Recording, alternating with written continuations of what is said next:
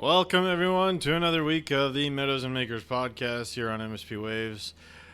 Thank you all for showing up here and being a part of the show. And I love you all, and thank you every week for showing up. This week is a wonderful new guest. I have a wonderful new guest for you. Brand new is another person that I met from the Anarchapulco conference. His name is Paul Chermak, and he is a agorist, and he is a longtime activist, going way back in the day. And so it's a really, really great interview for you guys, especially for any of you guys looking to create a community and looking to be the change in the world that you want to see, and be the change and create the systems that will make the old system obsolete. So, without further ado, I did a recorded episode for you guys here. I will be dropping stuff in the chat room and hanging out and interacting and everything. And we can hang out and have a good time. And so, I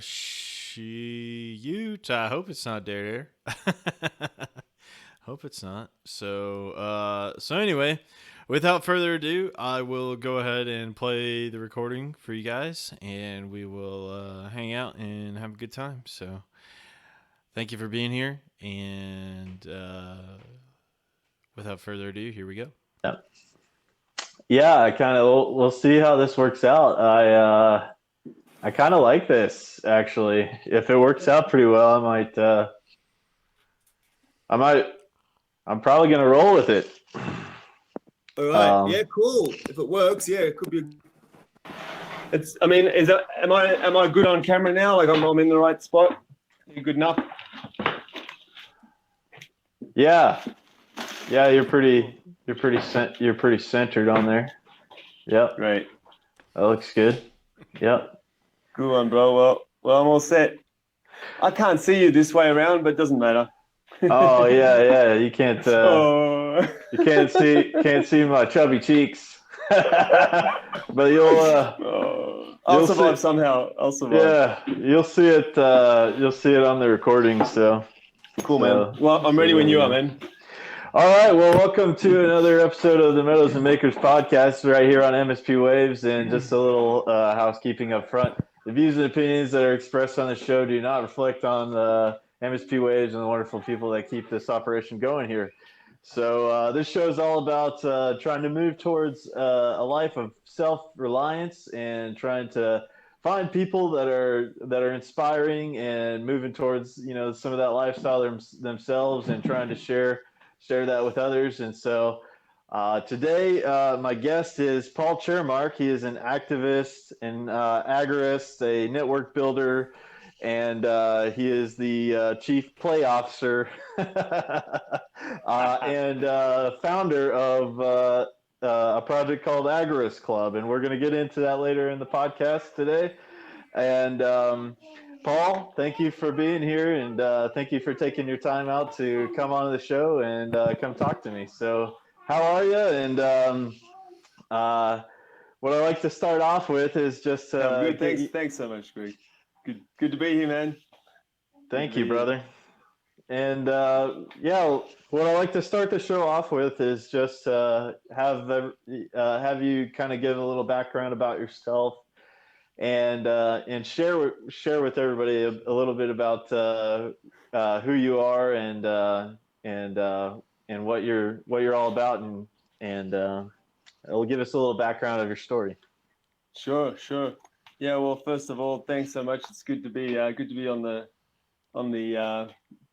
show with you. Really a pleasure to join you and have this little fireside chat, minus the fire, but we can imagine, right? Yeah. We got a campfire. As agorists and anarchists, we've got to have a rich imagination to make up for all the people whose imaginations and creativity have been kind of squashed at the moment by too much schooling and government education and indoctrinations, right? So, I guess I'm from Australia. I'm living in Mexico now. I've spent approximately a year and a half now in Mexico. I absolutely love Mexico. I've traveled through 32 countries over coming on close to 5 years now. That's over the last 25 years, so spread out. But basically, 3 main large trips. So with a few small ones, and that's just made me feel like Mexico was the right place to be. I'm so grateful to be in Mexico while this is all going down.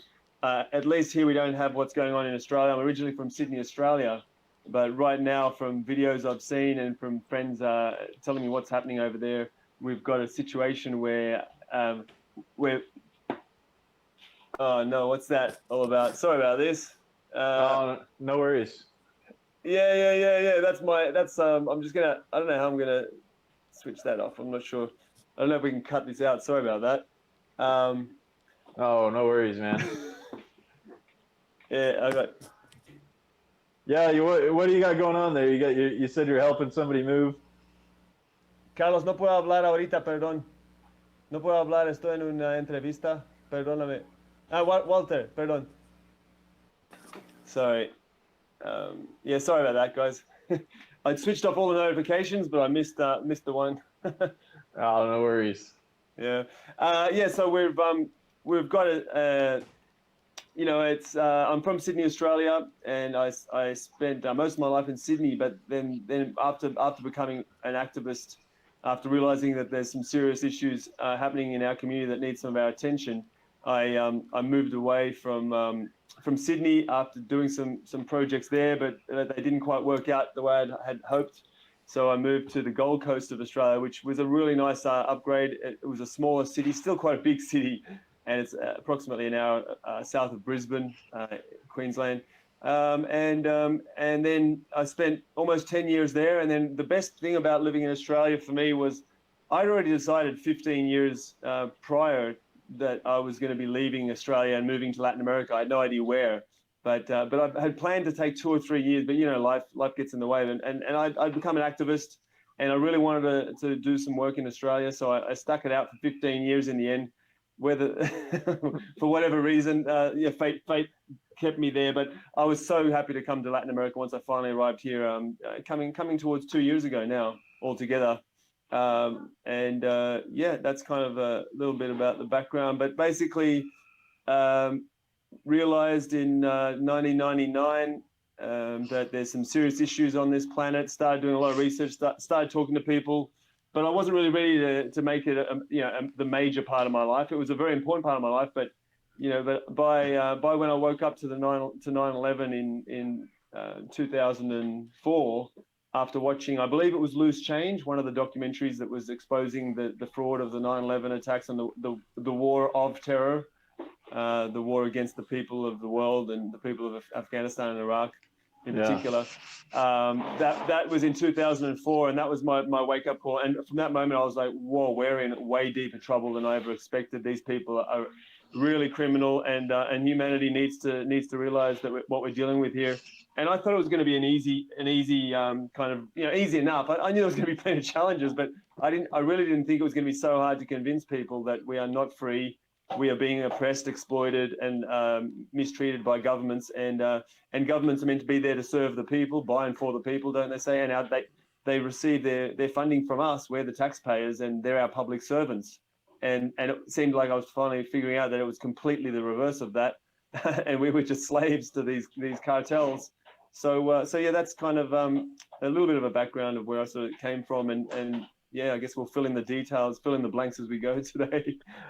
Yeah. So your activism, how did your activism start? Maybe kind of talk to me a little bit about I know we were talking about you were really into permaculture and farming and all that, and was that kind of the genesis of how you saw how you could direct your energy into action, into that kind of stuff first? Was it kind of moving in that direction? Yeah, isn't it amazing? We've had a couple of conversations before, but it's one of the reasons I'm so inspired to be getting to know you better as well, Greg, and just hearing about what you're doing and the way that you're getting the word out like this. I've just got such huge respect for yourself and people like yourself who are not just on the radio talking about it, creating a podcast, getting the word out. through all means you possibly can, but you're also out in the field doing it. You're actually one of the action takers, and that's rare. There's people who are excellent podcasters and get the information out through their channels, and that's awesome and important work. I don't want to put that as not it's an invaluable service to humanity, but to me it's like a next level when you actually see people who are actively trying to seek people out, connect, collaborate, and are out on the farm, on the land, working at testing new models of living in as a society, of testing new ways of connecting and collaborating. So hats off to you, man. And yeah, it's that's just to me is like that's to me that's so critical to everything that we're doing. And that's not to say that you can't live in a city and have rural communities. I have friends who are working on that, and that's what I focused on in Australia mostly. So that's an interesting segue of your question. I really. I sort of knew I'd never really spent a lot of time around eco villages or organics or farming. But then as I was awakening and starting to meet people, then I was always passionate about health, but I knew very little about health. And then I was lucky to meet a gentleman who really, who we just connected very quickly. He actually gave a talk. He called it the Rockefeller effect. And I'm like, this is like 2004, and I'm like, I don't even know who's the Rockefeller. What's Rockefeller? I didn't even know who that was or what term was. Like the Rockefeller effect. And a friend had sent me this link. You got to come and see this guy. He's a really interesting speaker. And I'm like, and and this was a naturopath, and I thought it was a talk on health. He said, he talks about other things too, but he's really good on health. And I thought it was a talk on health, and I'm like, the Rockefeller effect. What's the sort of talk is that? Anyway, it ended up being the most boring presentation of a talk in my life. The guy just read off sheets of paper the whole way through. And I'm like, and he's actually a really intelligent guy. I have no idea why he kind of did it that way, but anyway, he just was reading off pages, but reams of really incredible information. And that was really my first foray into finding someone I could really connect with who was passionate. That guy was as passionate as me, or even more so in some aspects. So he became kind of like a mentor. At the time I was around 28, he was around 43, but he had a very interesting story. So he talked about the Rockefeller effect and the Standard Oil and and Ida Tarbell, the first investigative journalist in the world, first female investigative journalist in the world who basically exposed what they called the muckrakers. That's the Rockefellers, the Warburgs. They called these people the muckrakers, the reporters who were digging in and uncovering all the muck and the dirt on the crime families that were running America. So she's an amazing woman to look up. The history and the books written by Ida Tarbell, her number one book being Standard Oil, something or other. Ida Tarbell. She's an interesting woman. So in any case, I knew nothing really about permaculture or anything at that point. And then through that connection, and then we started connecting more with people who are into the ecology and the environment and sustainable modes of living as our networks grew from that point. But he was like a catalyst, and we formed a union and started working together. And then once I heard about permaculture, that might have been like a year later. I was just blown away that like, how come I didn't learn about this in 12 years of schooling? This is like this. What did I do for 12 years at school? And I really felt hurt that I was suddenly learning all of these things that I should have been learning at school. I could have learned some of these principles when I was 5 years old at school, but instead we go through this indoctrination process that's not very soul fulfilling, and I felt like I had been mistreated, or even, I would even say I'd been abused. I was a victim of abuse and assault. That's how I felt about the schooling system at that point, and I felt like I want to learn more about probiotics, about the organic industry, and about permaculture, and help create alternatives so that our children don't have to go through schools. It took a little while for that to develop, but that's where I started to move in that direction. And and then we basically more so were based in the urban environment, building our collaborations, and we built an activist restaurant and a market stall. So it was interesting. We sort of started with the market stall, and then which I had done before. I used to import silver jewelry and indigenous handicrafts from Peru and Guatemala and Mexico, and sell them at the markets in Australia. So I'd done that. It was like my first foray into business. I never made any money, but it was a good excuse to travel and pick up handicrafts from indigenous communities. And that was, and my parents said, look, if you guys are going into business, we're sorry, we can't really help you much because my mum's a PE and health, physical education and health teacher, and my dad was a lawyer and a computer computer data processing, I should say, in management. And Dad said, I'm sorry, to me and my brother, he said, sorry, sons, like, that's one thing me and Mum can't help you with is business acumen because we haven't got any. And I learned that, and I did learn the hard way how to build businesses. But we live and learn. Yeah, absolutely. So yeah, could you maybe tell me a little bit about I from one of the past interviews that were group discussions that we were in, I was listening to one of the things that you were talking about is one of the things that you talked about was this thing called the perma blitz or the permaculture blitz. Yes, I remember. Yeah. I think that would be a great thing for my audience to hear about. Could you tell me a little bit about what that is and what that's all about?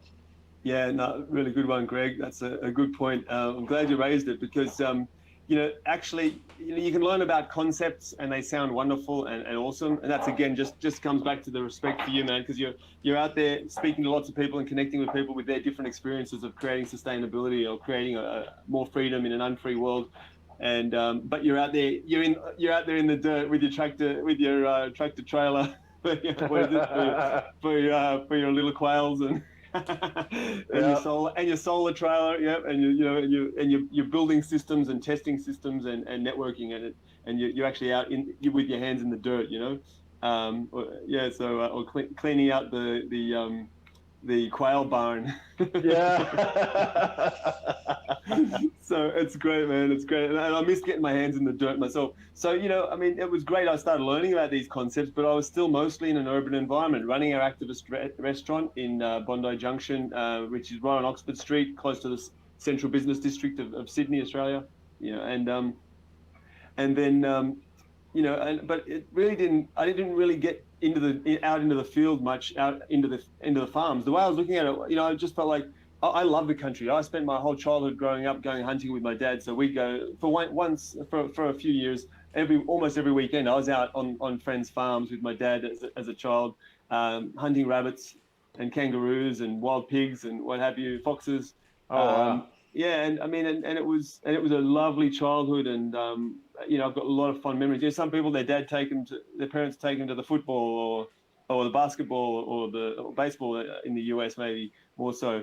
My dad didn't really have that. Took you out into nature. Yeah, that was because he wasn't into any sports really at all, and it was watching movies or reading that wasn't that exciting family father bonding time watching a movie together. It was the real bonding time with Dad was out on the farms. So I loved camping out. I loved hunting. I loved dressing up in camouflage and pretending I was like a bit of a soldier, Rambo. Yeah. All that stuff that some of us boys go through. So I had this strong affinity with nature, and I love being in nature. But at that time, I felt like there's people out in the country there's probably eco villages and communities forming there. I don't really have time to connect with them yet. We're fast asleep here in the urban environment. 9/11 has happened. We now live in a 9/11 world. I just remember seeing security guards manning every single bridge, major bridge in Australia, in Sydney. And I'm like, the amount of money that is being spent now just for a guy to stand on a bridge. Like, if someone wanted to blow up that bridge, they're going to blow it up even if that guy's standing there. They're going to find a way. I'm like, the amount of waste of money. And I saw all the billboards across the city. If you see anything suspicious, call this number. When I'd get on buses, and it just annoyed me because I had at that point woken up, and it was just horrific to see we lived in this war on terror world. So I just wanted to stay in the urban environment, and we achieved amazing things in connecting communities together. Many years later, I bumped into people saying how much they'd been inspired by the work we did. They called us the conspiracy guys. We had a market stall for 10 years, at the farmers market, just promoting everything about truth and movement and freedom. and solutions, especially around health and feeding our families and children healthy foods and how to transition. And we had workshops making recipes, teaching people how to cook healthier meals. So we did a lot of real hands-on stuff in that. But it wasn't until I moved to the Gold Coast, which was after about 6 years into this work, that up there was just more of a closer connection to the rural environment, rather than being a big city. Like Sydney is the largest city in Australia, and then basically we connected. We started a vegan organic pizza restaurant on the Gold Coast in Queensland, Australia, and then I got invited to this thing called the Permablitz. Right, back to your question. And I'm like, what's a Permablitz? Like, by then I knew about permaculture, but I'd never really been on a farm or worked with my hands in the dirt. I loved it all. I was supportive of it, and we were buying our food from organic farms, and some of these farmers were using a lot of permaculture principles. So I was all for it, and I'd done my research on the internet, but I'd never really had my hands in the dirt. And then the Permablitz, one of my friends said she's running a Permablitz. I'm like, what's a Permablitz? She was a nurse, but her passion was permaculture. And then she said, well, we're come along to one. So I went along to this Permablitz, and she said something about how you help out 3 times, and then our whole community will come to your home and help you out to set up your permaculture garden. I'm like, wow. Oh, it sounds pretty cool. I didn't really understand it at that point fully, but she said, yeah, just come along and like bring a meal with you, because we do like a potluck. So we go along to this property. They had quite a bit of land, and basically a Permablitz is where you organize with your community, a few people who are passionate about helping and serving each other and passionate about having healthy food and self-sufficiency in an urban environment, but this can work obviously in a rural environment anywhere. And then you just need a couple of people who help to facilitate this whole Permablitz movement in your local area, and then you just get everyone to go to a property, and it can even be an apartment. This is the funny thing: you wouldn't need as many people, but even someone in someone's apartment, you can help them set up a vegetable garden on their balcony or veranda, whatever you call it in the US. So you can have like an outdoor kind of balcony, small scale organic garden. Now that wouldn't take very long to set up, obviously, if it was in an apartment or a condominium. But if you've got more land, then people bring cuttings and seedlings and bring all the pre-stuff, all the soil and everything ready to go, all the tools, the shovels, picks, and you spend a day there, and people bring their whole. It ends up being a family day, and that's what I loved about it. We were there, basically, some people were playing musical instruments. We had our hands in the dirt. So, they'd give us an introduction to what we're going to do, and then they tell us, we'd all get assigned tasks, and we dig garden beds or create a raised bed, and the kids would be there planting seedlings as well and learning all about growing food, and it just turned into the most beautiful interactive experience with the community. And I realized that a lot. I've got a little bit of static. Are you getting that? I hope it's not a problem at your end too. It sounds fine on my end. Oh, that's good. That's good. Yeah, it just disappeared on my end too. That's good. I just sorry about that. And it really just that was my absolutely wonderful moment in my life. A mass awakening to the real power of getting our hands in the dirt, and the way that children enjoy the experience, and the whole interaction of people coming together doing that. Again, I think it just taps back into our primal instincts that we spent out. We were hunter-gatherers once, but still we'd be gathering, we'd be digging up tubers and roots and things from the soil, or mushrooms, and picking and harvesting, and we grew up with our hands in the dirt with a bunch of people around us. It's like so primal, and I just felt so good in that experience. So that's kind of what a Permablitz is, and it's a global movement. I'm not sure. I think it may have started in Australia, but you can look up Permablitz online, just Permablitz, Permablitz, permaculture. And if there's not one in your area, start one. I recommend it. Yeah, that is a really cool idea, and I think that's a fantastic way. And yeah, it really goes back to just how we've all, humanity has really operated for a very long time. It's just only in recent years, and after the industrial, revolution and everything, that people, kind of more moved away from the farms and everything like that, because of the abundance of the machines that we're be able to create, all the food. But now, I just think it's just so important to be connected to your food, and now with, this industrial type agriculture and how it's rolled out, you have everything that's sprayed with chemicals, Roundup, glyphosate is all over most of the mass produced food. And so, yeah, it's just really important to get that going. And another interview I was listening in on recently was with this guy Stefan Verstappen, and one of the great things that he was talking about was everything that you're doing as far as gardening and all that. Make sure that you're giving 10% of everything you're doing to your neighbors, and get them on board with what you're doing, because we're all in this together. And the more people that you have in your community that are really self-reliant and resilient, those are people that can't be manipulated, and they're stronger people. So yeah.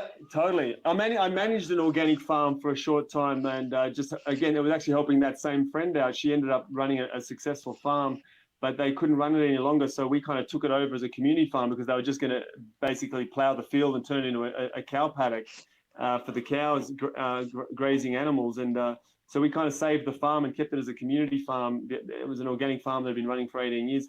And, and I had friends come from Sydney or from the big cities, and with their little children, I just couldn't believe how much they loved seeing the food growing and picking the food and digging around amongst the weeds. Even the children were loving it, and I've just really realized, wow, we've really lost our way. We've got all our kids looking at computer screens and our phone screens and watching cartoons on television as a distraction. They should be out in the garden playing, and hopefully have some time with adults as well. Quality time with adults in the garden should be a core part of every family's life, I think, especially with what's happening now on the planet, right? Like it's just it's actually it could be a survival skill, but it's also just amazing quality family time and quality time with your children. Yeah. Yeah, absolutely. And definitely this one of the things that with all these shutdowns, with the shutdowns of all the small businesses and everything like that, now is the time to plant your gardens. And if you're not started and you're looking to get going and you're getting overwhelmed, what I like to say to everybody is just start small. Start with that container, that plant, that tomato plant or something like that, whatever you like to eat, but just get it planted and see how it comes out this season, but get something in the ground and just get started in learning. Yeah.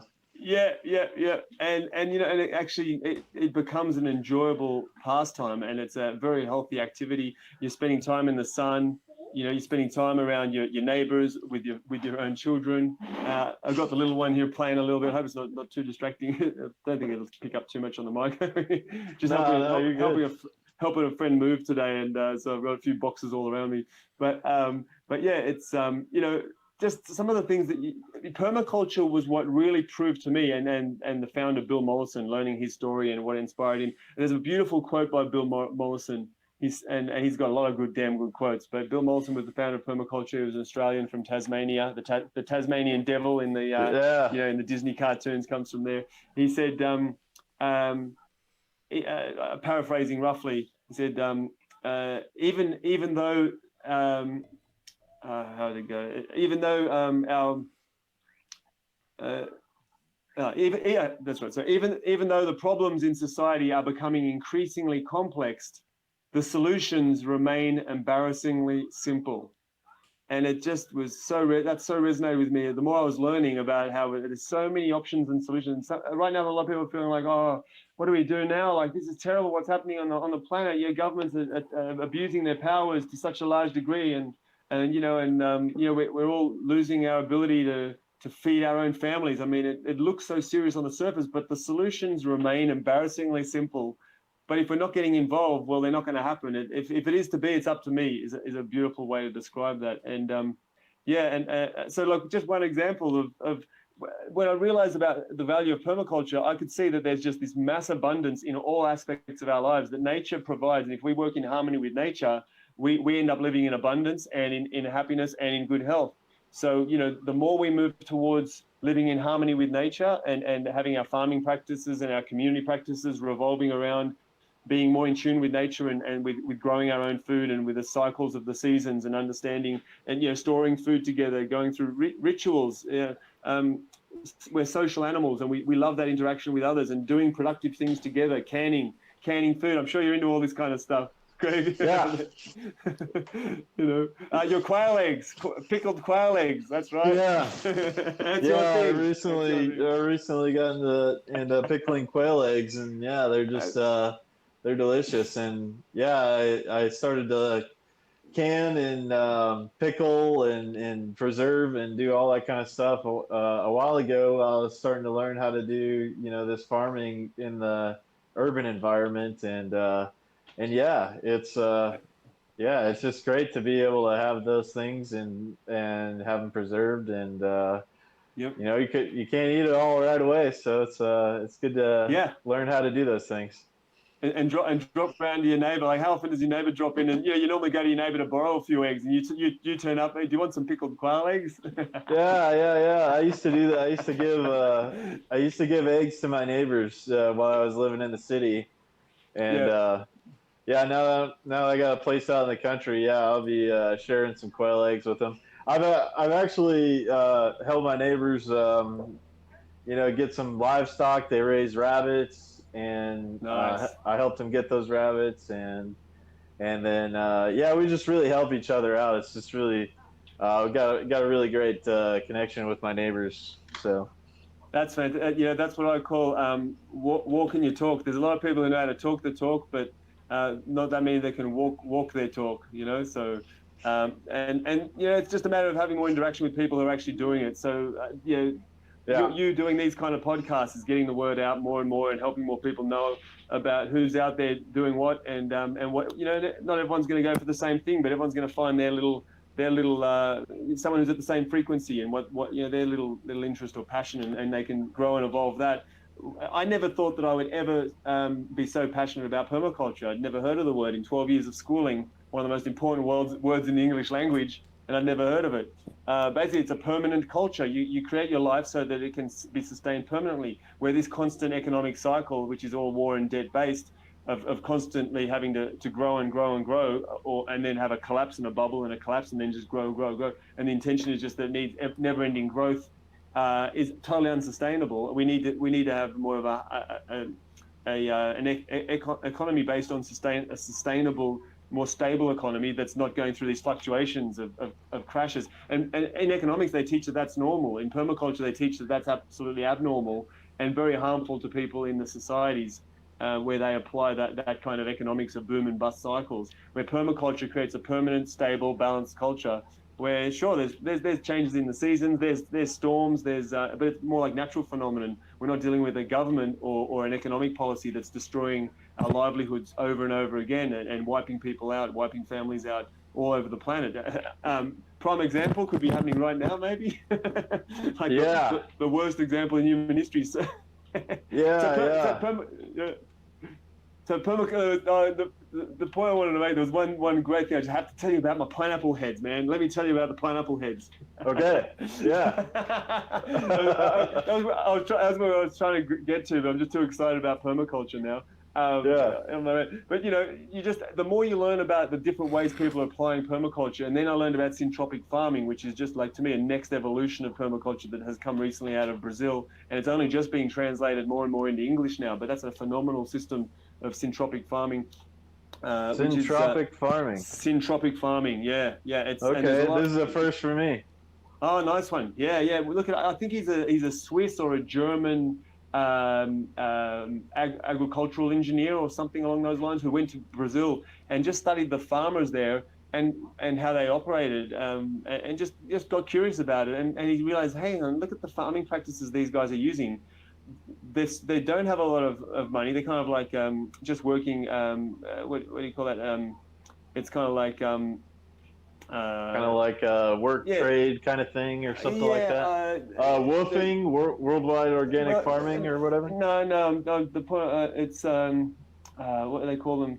just went. I can't remember the term for this. It's a specific term, but it does. That's okay. It's basically they're just subsistence farmers. Sorry, that's the term. Okay. Subsistence farmers. I'm thinking sustainability. Subsistence farming. Yeah, they're just kind of surviving on what they're growing on their farm. They're not really much involved in the cash economy. So many people, but they're quite happy in their families. And unfortunately, a lot of these in Brazil and a lot of other places, a lot of farmers are quite exploited, and they're big landholders. And I've spent a lot of time in Brazil, and enough time there to see a few farms, and then and I've seen this example. And look, they don't have to worry or be stressed out. The ones who don't own their own farm, but they just live on the farm and just subsistently live on these farms and have a kind of sustainable way of doing things. But what he noticed was that the people who were more in harmony with the natural rhythms and natural laws were thriving a lot more than the ones who were using the chemicals and using monocultures.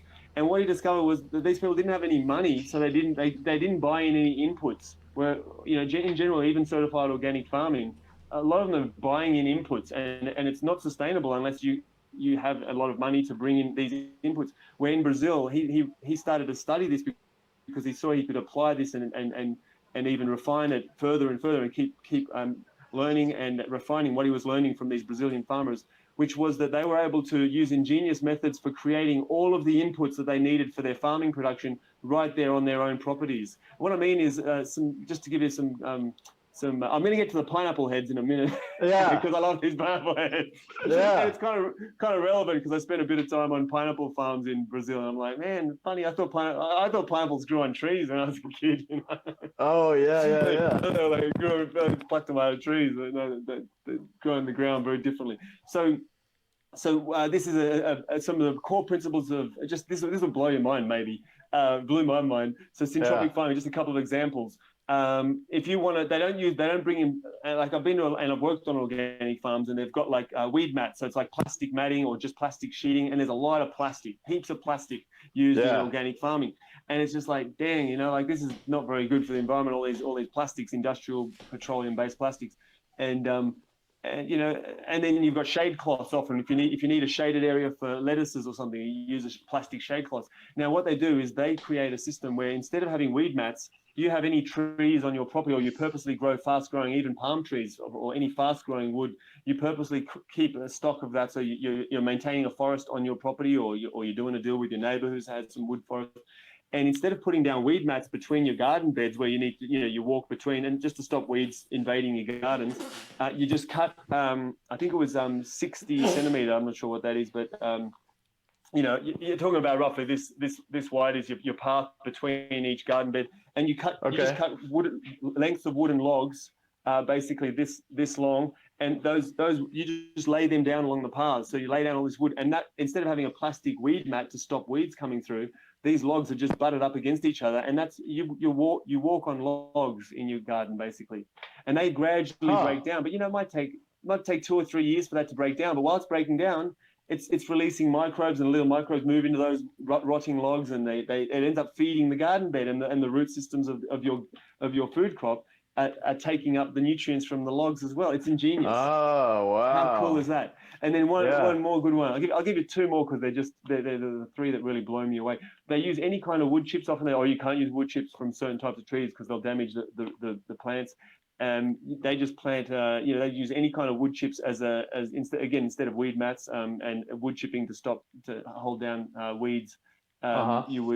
You just have, but they just use any kind of wood chips, and they say, look, it nearly doesn't kill anything. And if something does end up, you don't listen to what the regular wisdom is, or because permaculture in some ways can be more rigid. And this is like, no, you just do whatever you find. If you've got any kind of wood chips, just chip them and put them down. If the plants don't grow, well, you don't use those wood chips next time. But almost always, you don't have a problem. All the things that everyone says is going to cause you problems, almost never does. Is what they it's kind of part of the philosophy of syntropic farming. And this one's brilliant, and it's kind of weird because they are quite a pest all around the world. Eucalyptus trees, they use, because they're very fast growing, they use eucalyptus trees when they want to have a crop that has a little bit of shade. They just plant a eucalyptus tree through those garden beds, and then the leaves, they can just keep harvesting and cutting the leaves, and it's chop and drop, which again, eucalyptus leaves, normally you think that they'd kill crops, but they say they don't, or the way they do it. Maybe you can put the leaves aside, let them dry out a little bit, but I don't know what exactly. I'm not an expert on syntropic farming. Just these points blew me away. And then you basically create a natural shade cloth made from the leaves of the eucalyptus tree or whatever other fast-growing tree, and you use natural trees as your shade cloth, and you have your lettuces growing underneath the shade of your natural garden, natural shade cloth. I mean, I'm just like, that's simple and it's brilliant. Yeah. And then when the leaves drop, or whenever it's starting to get too wide or create too much shade, or you don't want it too tall, you keep these things quite low. So you can always just like cut them right out if you don't want to use those trees anymore for a different crop or a different purpose. And then the other really big one is that you just basically plant everything mixed up. There are lots of things mixed together rather than having monoculture. And you just plant any kind of seeds, and you have your distances, whatever distances they suggest, obviously, but you just see what grows and what won't grow, and then next time you'll just plant the things that grew, because you really never know. In some places some crops will love it, in other places some won't, and even the best farmers can't figure that one out. So they're like, don't follow anyone's wisdom, just plant lots of everything, all mixed and jumbled together. Whatever grows well, you plant again next time, and whatever doesn't grow, you just learned your lesson. So it's really nice trial and error, customizing your crops for your environment. Wow, that's really cool. Yeah, there you go. And you mentioned earlier, how you were frustrated that you weren't able to learn some of these things in school, and I think that's you hit on a really good point there, and I believe that some of the most important things to understand in life is how to build your own house or some kind of structure. Yeah. How to grow your own food, how to do that, how to create your own clean water. And, if you have those things, you have a really solid base for, being able to live in this world and on this world. So these are all things that nobody gets taught in school. Yeah. They have the token veggie garden in a lot of schools now, the token little veggie garden, but it should be more of a central part to our learning and our community building. But it's not, it's like you've got barn raising. Maybe that term came from the USA, barn raising. Everyone in the whole community gets together and helps build the barn or helps build each other's houses. And what a beautiful experience. Everything gets done while celebrating, Yeah. It's I think it's super important to be able to, get together, and it really does help you form community as well. So, you were getting into your pineapple heads, man. You got to tell us that you've been working up the story on the pineapple heads. So one of my favorite, I will tell you, I've just been around a lot of passionate permaculturists. That's what I didn't finish saying. I spent my last 2 years in a rural environment in Australia, which I absolutely love. Sorry, I missed that earlier. And that goes on to the pineapple head story. But and I ended up connecting with so many more farmers, permaculturists, and people just passionate about that way of living in sustainably with our environment. And permaculture is all about sustainability within our human environment too. You've got something that's called social permaculture schooling or social permaculture schools, because it's not just about being in harmony with how we grow our food and doing it in a way that's harmonious with the earth and healing the earth rather than poisoning the earth with chemicals, which then poisons us.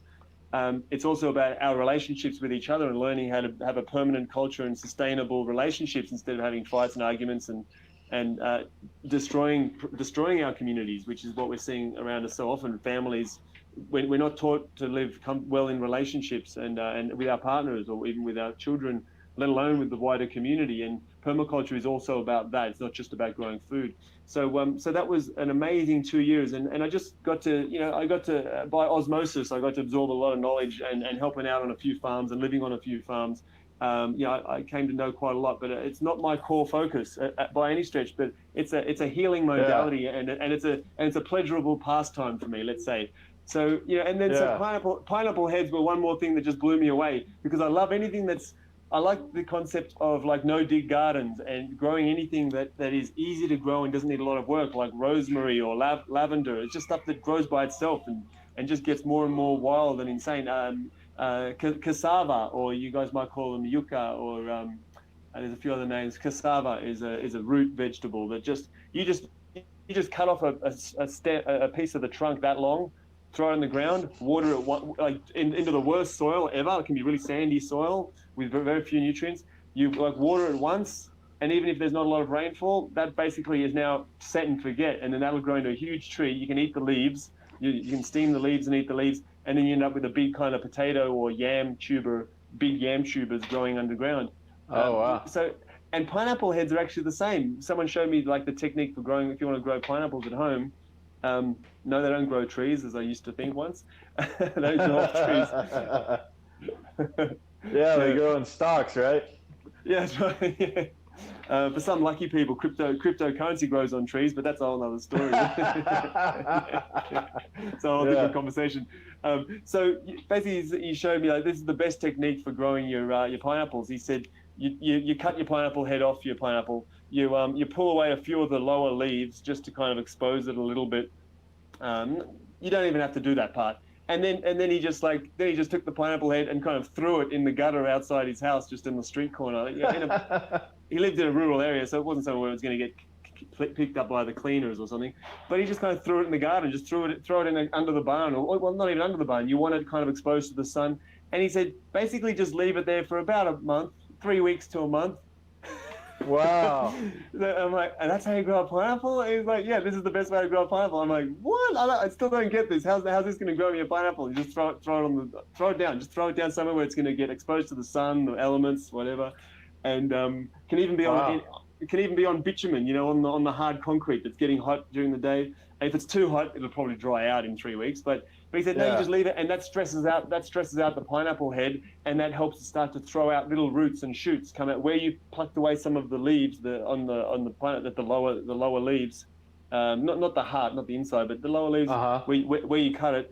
And then he said, yeah, you'll start to see little roots. And he said, can you see some of them already starting here? And he's like showing, I'm like, well, yeah, there's some little roots. And you don't need to do that. You can plant the pineapple straight in the ground. But he said that if you just throw them around like that, and just when you get around to it, plant them, they're actually, because of that stress, they're forcing out their root system, and they're going to catch on a lot faster. Once they hit the soil and you actually put them into some real soil, they actually grab on and start to grow much more abundantly.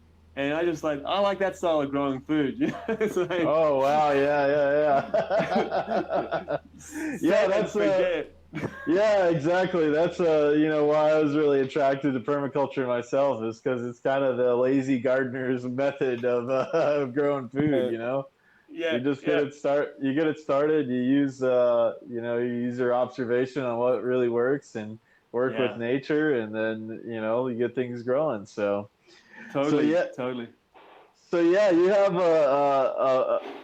after the years have been doing this and everything, and kind of building the businesses and everything like that. Have you really kind of discovered some really good value added products, I guess, that could happen with what people are raising as far as their crops and doing maybe a small scale operation and farming and all that kind of stuff?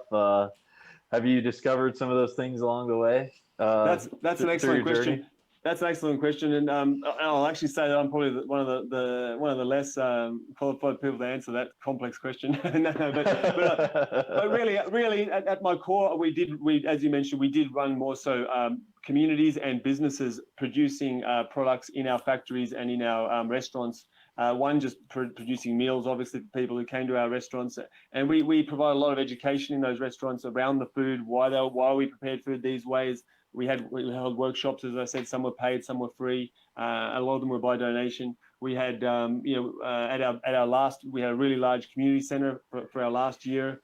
Before that collapsed, unfortunately, quite traumatically. But it was a beautiful 300 square meter factory warehouse where we had by donation yoga classes, meditation, amazing ecstatic dancing, a lot of family activities, movie nights, and families and children loved coming, and then they'd all meet there. We had a community garden outside.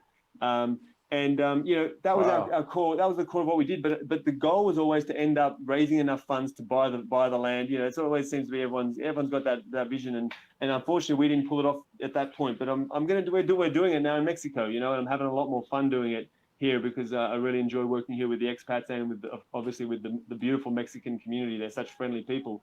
But in terms of what actual that's definitely core to me. To me, if we can get to the point where our communities, like you and me, man, like we work on these things together. What kind of things can we grow that we can call the lowest hanging fruit, where we can add the most value, and keep it all within our networks, and be, you know, and I coordinate with you, and of course we have to coordinate with many farmers, and whatever grows best in your region, we'll work on that, and try and find what products we can produce, where we work from all the way from seed, from planting it, putting it in the ground, processing it to whatever stage is necessary, then moving it, whether it's in country in the USA or bringing it to Mexico, and we process. Realistically, it would be better to support you guys in your community to build a processing plant, a factory, and be value adding, because that to me is the key: value adding the products, and then selling them on to the market, you know, into local health food stores, or exporting. Yeah. So I mean, look, to me, one thing that I've really always felt, any kinds of herbs, and just find what kind of incredible tea blend you might want to come up with, and if the land or region where you are is suitable, tea blends, things like aloe vera, and if you can do something with aloe vera or nopal, they're very medicinal kind of cactuses, succulents, and even dried fruits. You can do so many cool things with dried fruits. In Australia, some farmers, you know, it's so hard to compete in the market like cacao, because there's so much slave labor, unfortunately, and a lot of people work for very little reward growing coffee and cacao. So it's very hard to make a sustainable farm unless you're a very large scale and you have workers that you exploit, or you're a cooperative where you share things evenly, and you don't have one super wealthy landowner. But that's why my focus is on cooperatives. But you know, in Australia, a successful example for a place, you know, that where it normally would be impossible to do something like this and be successful, growing cacao. Someone in the tropics, in the northern warmer areas of Australia, started growing cacao beans, and then they produce the cacao. They then dry it, ferment the cacao beans, and then they produce their own brand of chocolate. And then it's basically all happens on their farm, or they contract, maybe even they're contracted to a factory to package it, but it's their own brand, if you know what I mean. Yeah. So that's a good technique. So to me, that's, you know, I wouldn't say I'm a specialist or the expert on specifics, but that's the fun part of us brainstorming it out together. What product do we want to launch? And I've got a stack of good ideas, and that's something that I totally look forward to talking more with you and your network about that sort of stuff too. And, awesome. And let's work out some great products that we think are good, and we can test a few different pilot products in the marketplace before we launch a one product, you know. Yeah. So, kind of getting into maybe some of your lessons learned, I guess, over the years here. You know, we've had, you know, some previous talks, and one of the things that you were saying is that you know, it's really good to maybe just focus on one kind of thing, and kind of like get really good at doing that one thing, and moving on from there. Yeah, so we had an organisation in Sydney called the Sovereign Cafe. We worked with some Indigenous Australians and some Maori. They're the Indigenous tribes people from New Zealand. We worked in you know, freedom projects and trying to raise awareness about understanding common law and our rights, and how governments have stepped way beyond they're basically abusing their positions of power, and how to come back to some kind of justice and law and order, and rule by the people for the people. But that was a really interesting journey, and through that journey, we were running these cafes, and all our food was organic, certified organic, or we knew the farmer ourselves, and we knew they were passionate about not using chemicals. We often visit the farms as well. I mean, at the end of the day, I didn't really go into this earlier, but we ended up, we had three big collapses that really caused me a lot of trauma, and I'm still recovering from that. So this is really what I guess you can segue into what I'm doing now, is really central to the past and the pain that I went through. I really thought I was going to wake up, and then lots of other people were going to wake up just like I did. I thought, I'm not the sharpest tool in the shed necessarily. If I've woken up, everyone's ready to wake up and build a better world, have less exploitation, work less hours each week, be less stressed because our governments are more honest and less corrupt, and not taking all our funds away from us. So, you know, I think I assumed too much. I was far too optimistic, and I assumed too much. I assumed that a lot more could be achieved than what we actually was realistically possible. I guess I didn't study the lay of the land or understand human psychology enough. And that was a big learning journey because I had no leadership talent particularly, and I really had a lot to learn. And I was just playing it by ear as I went along with the other people that we collaborated with. And we didn't really have very advanced conflict, or we had none conflict resolution kind of processes in place. So I think you got to be really discerning with who you decide to work with, and have trial periods together and agree to that. Look, I say it this way. I say, look, before we collaborate together, in a more formal structure. I mean, if we just share and bounce ideas with different communities and projects, that's great and wonderful. But if we're going to start to formalize something here, even before the point of having a contract, let's just work on some small projects together first, so that we get to know each other. Because to me, working with another person, it's almost like getting married. It's like you don't jump into bed with someone as soon as you meet them. So right. you don't jump into working in a community project together as soon as you meet them, whether it's a cooperative or a farm or a food cooperative in an urban environment. So to me, it's just very critical to get to know people well. And now I work around having an onboarding system and even a buddy system, so they have a point of contact within your project or community or business or cooperative.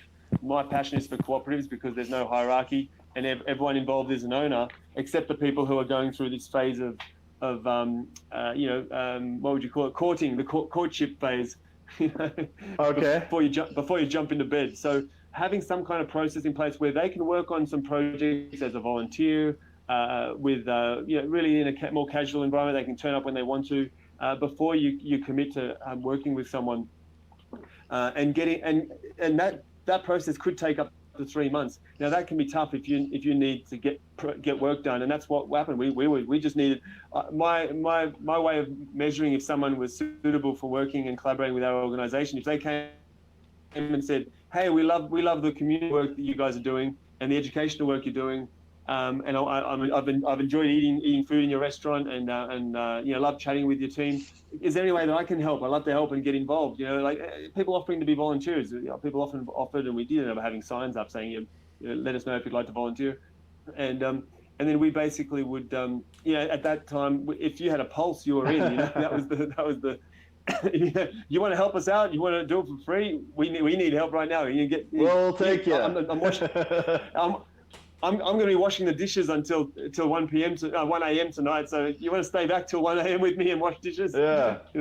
So whatever it may be, or mop the floor. And some people would really stand out as being the ones who really are passionate to spend more time with us as a volunteer, and that gives you some idea of. But anyway, so you do want you of course at some point you have to let people into your organization, and but even at the point of offering free services, you still need to just agree that it's just a trial period, even if they're not getting paid. It's a trial period, and just to see if we work well together, and then we can build something more long term or permanent, permanent, and you may have a role within our organization in the future that where you will be rewarded along our remuneration system or sharing of the profits. So that to me is one really big part, and you've probably a lot of you guys have heard, your audience has heard about the movie Field of Dreams.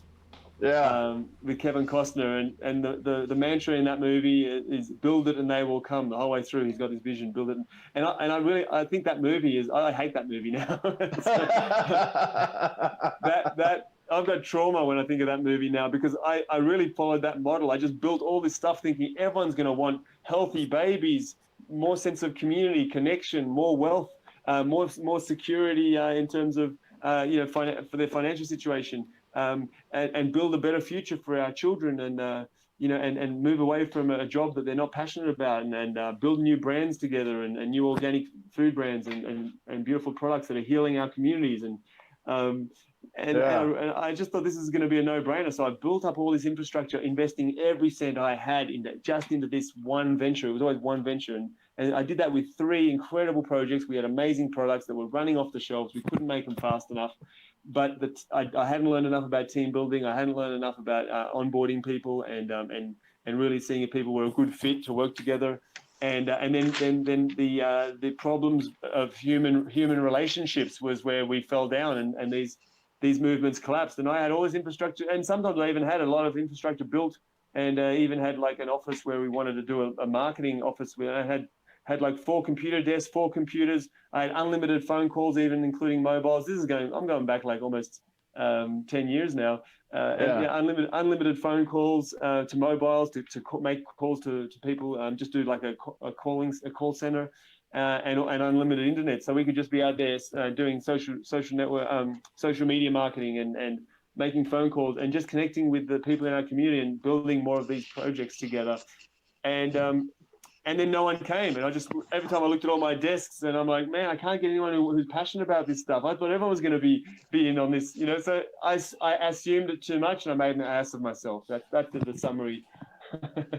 Oh yeah, but there's so many things that you learn through that process that that are super super valuable now that you can be able to share with other people. So it's you learn through that whole entire thing, and growing in all those efforts.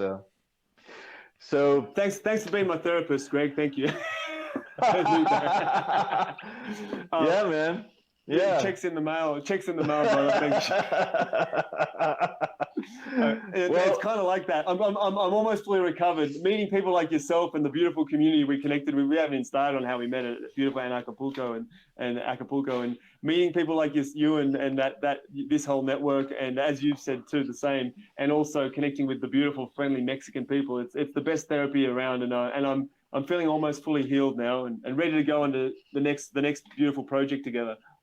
Yeah. So speaking about that, and kind of speaking about what times that we're living in, how have these times really, how has it affected you and what you're doing? Has it has it kind of made you hit the ground harder, so to say, on what you're doing, and how you're trying to bring what your project is out to the world? Yeah, well, our project is called the one we're working on right now, and all it is like you said, it's an evolution from everything we've learned over the last 15 years of working in different community projects in Australia, and I've done a little bit of work in Guatemala now. I've done research and investigations to see the environment and the lay of the land in Peru, in Belize, in Panama, and even in Costa Rica. And there's opportunities everywhere, but Mexico felt like the right place for me to connect in with the expats from our agorist and anarchist communities, and also just the Mexican people are seriously some of the friendliest people I've ever met on the planet. And it's close to the Mexican market for when we produce physical products, we can ship them to the USA. There's a lot of positives to Mexico. And in terms of now with COVID, absolutely. So the plan was to build these projects anyway, but I had a hard slog. I'm basically rebuilding my entire life, and I've got a few people who have just helped fund me. I don't like to be taking handouts, so to speak, but I've lived very humbly and frugally while I've been rebuilding my life, because I lost everything in Australia, and I ended up living in a tent for 2 years and pretty much homeless, or living in really rough situations for a number of years, because I physically and emotionally collapsed, mostly physically. I always knew in my head that I'm going to get through this and I'm coming back, but my body was broken. I had a really bad back from lifting heavy things in the factory, but just from doing such long hours, because again, I didn't build the team correctly. I made so many mistakes. Again, that was the learning journey that I needed to go through to realize what it takes to build effective teams and to find the right people that I enjoy collaborating with. And I've managed to do that with a lot of people. Now I've got like this beautiful global network building AgoristClub, because of COVID now, I mean, it just, the one thing that was very reassuring for me, and probably for you and for many of us, is like, wow, sure, we need to amp things up and move to the next level. Like, wow, it's actually all happening now. Everything that we knew was going to come, this collapse was going to happen. We didn't know what form it was going to take. And now we know, now the cards are on the table. These people have held their cards to their chest. global international terrorists and their puppet governments. And now they're showing all their cards on the table. Exactly what they have in mind for us and in store for us is all laid out now, and the criminality is right there in front of us. And the solutions are all there laid out too. The solutions are embarrassingly simple, as Bill Mollison, the founder of permaculture, stated. It definitely has helped inspire me to the next level with what we're building. And I'm finding a lot more interest in solutions, that people are now really keen to get moving and find a way to support their families. I mean, the governments are trying to take away our ability to support our own families now. It's a pretty serious situation unfolding on the planet. And India seems to be copping the brunt of it as well. And I would like our platform and our project, which is an online platform to help people launch community projects or community-based businesses or socially responsible enterprises, to help those people with a mentoring system. And there's an absolutely free level where you can get incredible levels of support for absolutely no cost. So that's kind of a little introduction to the platform, so you know what I'm talking about. But yeah, definitely seeing what's happening here in Mexico and around the world, it's just made me realize that we were on the right track. You know what we've been doing. I'm not changing course. It's not like, oh, this is happening now. Damn, I've got to change everything I'm doing in my life now. That happened to me after 9/11. Yeah, when I woke up to 2004 was my big shift, and when I watched the documentary and woke up to that. But yeah, definitely that to me was reassuring that, well, nothing that I'm doing is changing. I mean, this is exactly what I knew, but some minor details have possibly shifted, but definitely overall, it helped me. It gave me that reassurance. I'm like, man, like what I've been planning was definitely the right way to go. And intuitively, we all know all we need in our lives, even before this kind of a crisis, is we need more sense of community. We need to be aunties and uncles to each other's children. We need to help each other barn raising or help each other build our houses, learn from each other, get each other's skills. I'm a terrible carpenter, and I know you've got some skills around handiwork, and I'd love to be your offsider and your apprentice and learn as we go, and just make sure you don't give me too many complex tasks, or you're going to have a pretty deformed looking house by the end of it. But just say, just cut this wood and this is how you cut it, and see all those planks there, do them exactly the same way. All right, I can do that. Yeah. And I've done plenty of that. Yeah. So, Yeah. I mean, that's really what it's all about, and that's the kind of one of my hopes is to bring some of the things that I've learned, and to bring them to the different communities through the trailer that I built, which is it's a solar trailer, and it's got pretty much everything on board that can really kind of help kickstart a tiny little permaculture community. Awesome. And so, that's one of my big goals, is to be able to bring it to different places, and hopefully to make it down to Mexico to. Oh, that'd be amazing. To be able to show that off and be able to do some workshops and stuff down there in the future. So you've been traveling for a long time. What you landed there in Mexico, and what made you really? It was all the expat network mainly that was. There's a really good support network there in Mexico that you really enjoy there. But if people are looking to maybe get out of the U.S. or something, is there could you make any recommendations for somebody that is how to go about maybe doing that? Maybe some travel tips or something like that, if they're looking to maybe have a secondary place that they can go to. Well, I know that Derek Bros from Freedom Cells, if you look up freedomcells.org, that's just freedom CELLS .org. I believe it's Freedom Cells. Yeah, plural. And Derek's really supporting people through that network to decide what's the best thing to do for their family right now. I realize it's a time of incredible upheaval and unprecedented changes in our lives and on our planet. It's a relief to people like me. It's a bit of a relief because I knew something was going to happen at some point, and I didn't know what shape or form it was going to take. But once you realize the agenda that these people have been unraveling for decades, even hundreds of years, their goal is complete domination and control over every aspect of our lives.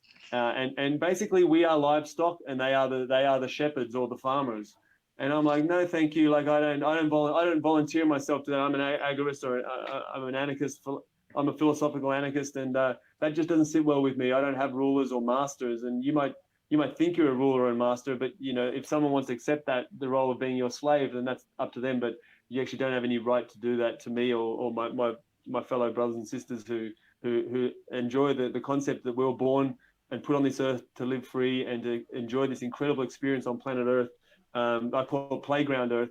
It's such an incredible place that is so full of wonder and magic. I mean, let alone the natural environment and all the different species and animals and insects, which are, as you know, were being wiped out right now, probably due to a lot of chemicals and maybe even the radiation.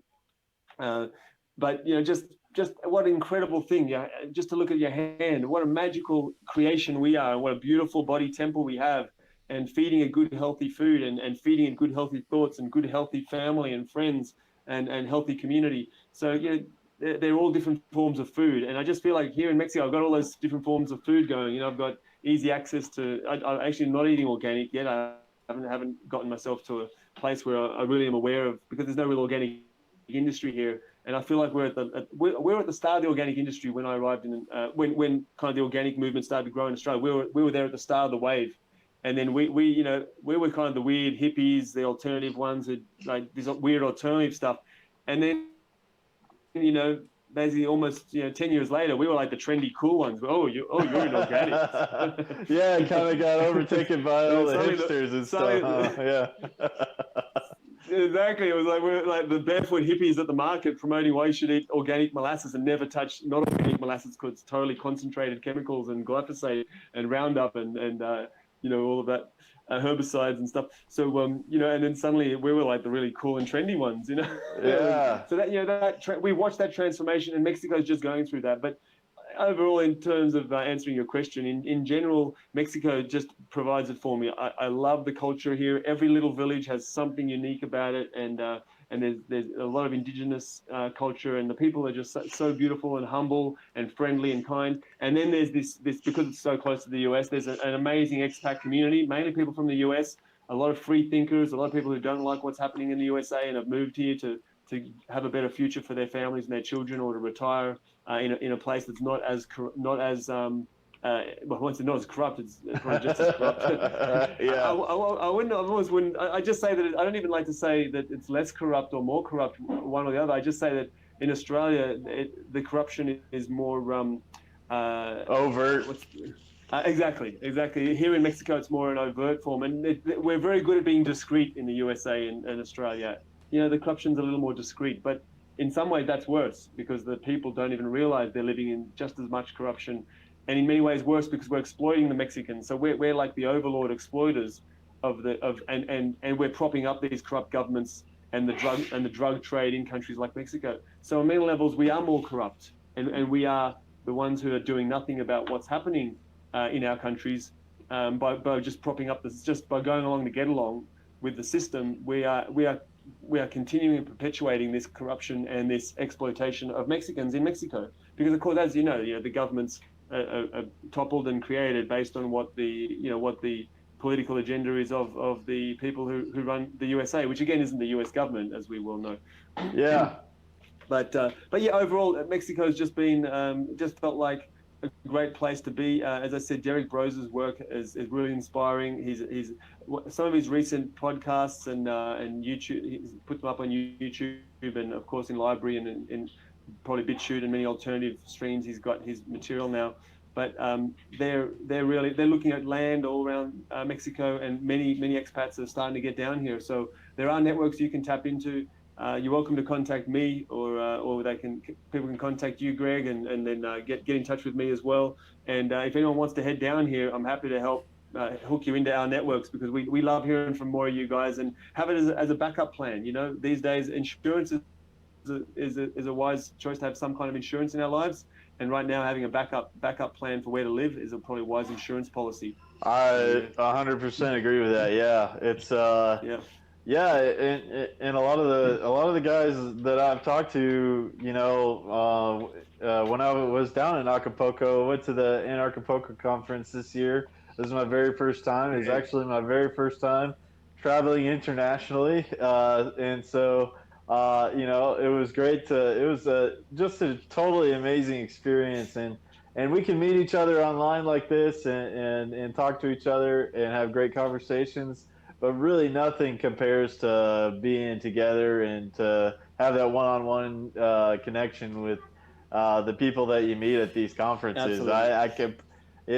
You can't do it fast enough. It's to be able to get out there and go to these conferences and get to meet people. So it's something I highly recommend for everybody that's maybe on the fence for going out and actually getting out into a conference, to just go for it. Yeah, that's right, Greg. And as we've discussed earlier, I mean, you guys have some Jackalope Festival. Is it Jackalope? What's the the Jackalope Festival that happens out in Arizona, I believe. Jackalope Festival. See, I was so isolated in Australia, so I'm in heaven now. Again, continuing on from your point, I've been here in Mexico. I'm in heaven because I've got these beautiful, free-thinking people, expats, mostly from the USA. And I've got Mexicans, which generally the government's a bit scared of Mexican people, and the police and the military, they're scared of Mexicans because when Mexicans, if you really piss Mexicans off too far, if you're too open with your abuse, towns will rise up, and many have, and kicked out the police and kicked out the government. As I lived in Cheran and experienced that and had that encounter, that amazing experience of living in an anarchist community, for an organic anarchist community, living there for 8 months all told. But yeah, in Australia, I felt so isolated and so alone. And again, that's another reason why I've created this platform, because many people all around the world are feeling isolated and alone, and they can't find a network to collaborate with on creating a better future for themselves and their children. And we need a place to meet and unite and actually work on projects rather than just talk about all the things going on or put posts on Facebook and comment on each other's posts. It's kind of like a circular thing of no actual productive achievements in the real world. So yeah, I'd love to have anyone who wants to come down here and get your hands in the dirt, connect with Greg or me or Derek Bros from Freedom Cells. Or there's a lot of options. Yeah, great. So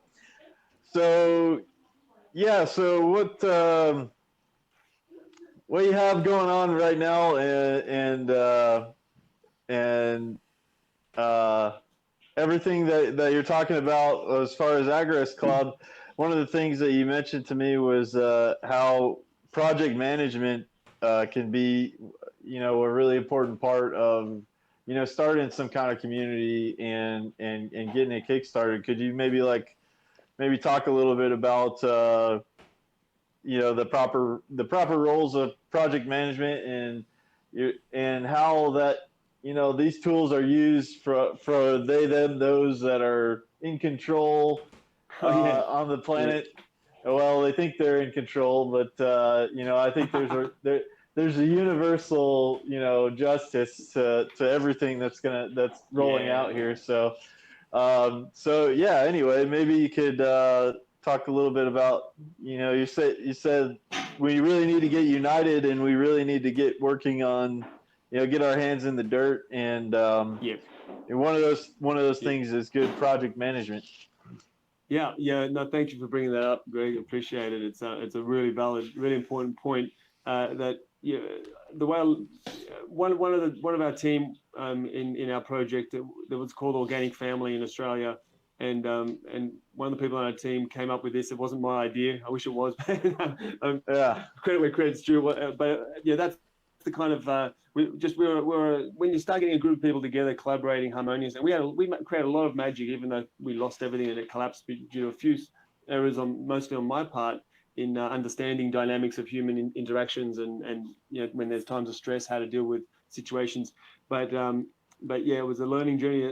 And this friend suggested that the only reason why these governments and these international corporations and cartels are able to rule over our lives so effectively, and they've just got better marketing than we do. We just need to improve our marketing, and if we improve our marketing, then we'll be able to get the right message out to the people, because ultimately we have a better message. We have a message of freedom, of peace, of collaboration, of moving away from struggle and stress over money, and being self-sufficient, sustainable, feeling proud of yourself for your achievements, having more quality time with your children. I mean, we have a lot of good propositions and benefits. We just need to be better at marketing what we all offer in our networks. And right now, the people think, oh, I get my security from the government. I get a security check. I get a pension, Social Security. I got, they build my schools, roads, and hospitals. Where would I be without schools, roads, and hospitals? So as you were saying, they're very well organized in their marketing and in all of their systems and strategies, and many of these groups are, the results speak for themselves. They're rolling out massive projects. Imagine the scale of this coronavirus. I don't want to use the terminology. I think you're not supposed to say the words, but this virus that's going around. Yeah. Imagine how many different levels of planning went into all of this to get the right people who are going to be the spokespeople who will toe the party line, the apparatchiks or the useful idiots who are the spokespeople for the medical industry, saying, "Oh, you got to get your vaccine. We're working as fast as we can to build this vaccine for you and keep your family safe from the dreaded virus." And then for all the media outlets to be totally on board. I mean, it's taken them decades to buy out all the media sources and make sure they got everything in place to now launch this and have all those governments on board going along with all of this. And now, of course, corporations. Today, they shut down more businesses. I thought they were about to start reopening. And no, I saw more businesses being shut down and more measures of strict kind of quarantine have been implemented, and more lockdowns of people to be able to go out and run their businesses and trade. I mean, it's kind of horrific what's unfolding. As we're finding that the coronavirus, the official situation that even Fauci in the USA is saying that it's a 0.7% death rate if you actually are diagnosed with coronavirus. It's probably even less than that. But Yeah. even in their own figures, they're announcing that there's actually nothing to worry about. There's nothing to fear. There's no problem in their statistics, but then in their actual jargon and in their hysteria that they're bringing up through the media and through their marketing message, they're creating this mass hysteria, even though they're admitting that the statistics that show that there's nothing going on. There's no pandemic. It's a plandemic. So these people are very well organized. I mean, how do you run a war and plan a war and start a war? You're very well organized, and you have project management, and they've evolved project management, and it's used in business. And now we need to get ourselves more organized and use these kinds of tools in our own lives and in our businesses. You mentioned earlier, before we went on the recording, having a checklists. It's so funny because randomly last night I came across checklists, and checklists sound so boring, but checklists, they were used by the astronauts, whether or not we got to the moon, but in space though, in space or in the studio, they were using their check. Yeah. Yeah, it's in Stanley Kubrick's studio, they were using a checklist for their moon landing. A great one to watch is a funny thing happened on the way to the moon. That's a great one. Bart Seibel, I think, is the guy that produced that. But yeah, that's a good one. I've watched it. It's really good. I've watched it. It is brilliant. We used to copy that one and share it and distribute it in Sydney in the early days. It's a good documentary. Though, yeah. So people use checklists. Pilots use checklists on their planes. I mean, these things save lives, and they're used by people in all surgeons now. They implemented a new checklist protocol for all surgery all around the world. And basically, deaths caused by surgical errors fell by about at least 30%, I believe the figure was. And that's a huge drop just because they started using a checklist. I mean, that's a lot of lives saved because of the errors causing death was dropped by 30, or the death rate was dropped by 30%. Caused by surgical errors, just by implementing a simple checklist that this is how we do the surgery. We, rather than going off memory or just a complex policy document that no one's going to read while they're in the middle of surgery. A simple checklist that just quickly makes sure you've checked off that you've performed all of those processes within the surgery. And that way, a pair of forceps don't get left inside someone, or someone doesn't wake up halfway through the surgery because they didn't give them enough of the what do you call it? Didn't give enough anesthetic. Anesthesia. Anesthesia, exactly. Anesthetic. So yeah, we are really focusing on supporting anyone with a project that they believe will benefit their family and their local community in an ethical way, and ideally it's a project that can be expanded, even if it's a small scale local project. We're here to help people through our new Agorist Club platform. It's at AgoristClub.com. And we wanted to use the word agorism because I didn't even, to be honest, I still am no expert on what agorism is, but I have a basic understanding now. But I look forward to doing more research because to me, it's just an important aspect of anarchism that just, it's getting agorism is anarchy, getting your hands in the dirt. Yeah. It absolutely is. Yeah, it's one of the things that really resonated with me when I started getting into the philosophy of of anarchism and finding the practical solutions and really agorism comes from the base term of the agora, which is a Greek term for the marketplace, and that's basically what it's all about. Is it's about using markets that are outside of the traditional markets, which are not seen by governments and can't get their hands in the coffers of those transactions, and thus you siphon away energy from the state. Yes. Yeah, well, I mean, if you go, to me, it's a natural evolution to become an anarchist, and then even the next step up is an agorist, because agorism to me is like anarchism in action. That's how I would describe it. You've actually it's the most ethical evolution of anarchy is towards agorism, and it's similar to you've got the situation where we've lost my train of thought for a moment. What was I going to mention there? Yeah. The current situation. It'll come back to me.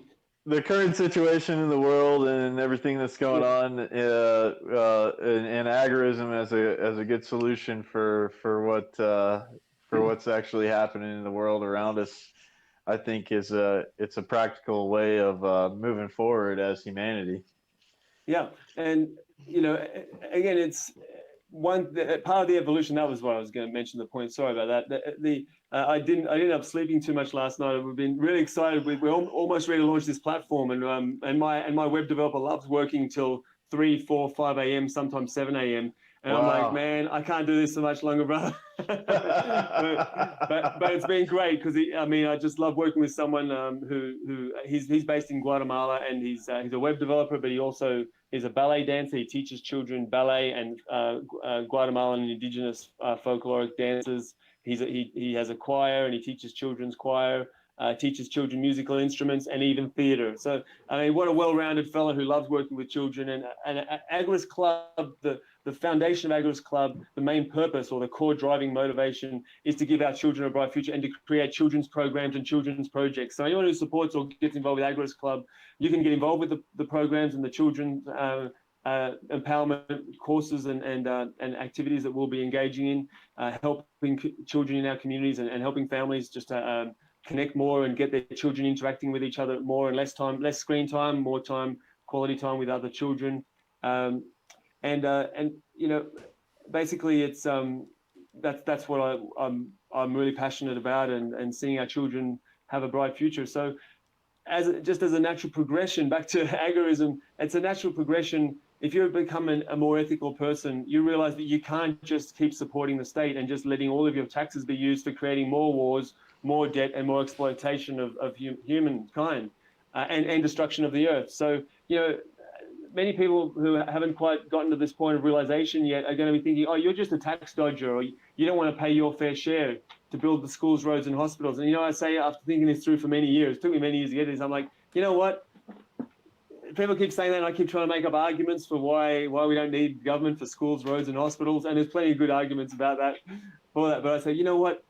If humans were not capable of building a road without a government around, and we just had potholes everywhere, and they were like 2 feet deep, and you could not drive anymore, I would much rather live in a community where I got to walk around my streets dodging potholes, got to leave the car in the garage, never use it again. I let the dog keep it as a kennel or something. I'd much rather be in a community where I'm not funding wars and funding exploitation and human suffering and not have a road. Thank you very much. End of argument. Case closed for me. If humans can make a mobile phone without a government, which is quite a complex piece of machinery with touch screens, and now you've got your lovely fingerprint, which I refuse to use, my fingerprint security. Yeah. I refuse to use it. But I mean, I refused to use a mobile phone for a long time, and then I refused to upgrade to a smartphone for a long. I was always late, but finally they got most of us, right? They got us, and I'll probably move away from a mobile phone as soon as I'm in a position where I'm able to. But right now, it's a handy tool. I'm using my mobile right now to have this conversation with you. But we get to a point where our ethics and our evolution in understanding what's causing all of the problems in our society, and when you realize that most of it stems back to a few controlling interests, controlling families that have historically been controlling the world for thousands of years, and they use governments to create their machinations. They hide in the shadows, the shadow government, as they're known.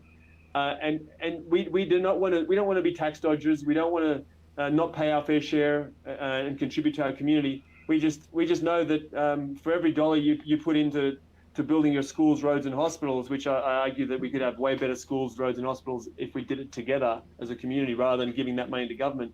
But for every dollar that goes to schools, roads, and hospitals, $10 is going to war and enslavement and to manipulation of humanity and to creating more human suffering. I can't go to sleep at night knowing that's what's happening and pay my taxes and think that's a good thing to pay my taxes. So agorism is actually the most ethical stance one can take, I believe, in living a life more in harmony with a peaceful existence, respecting all other human life.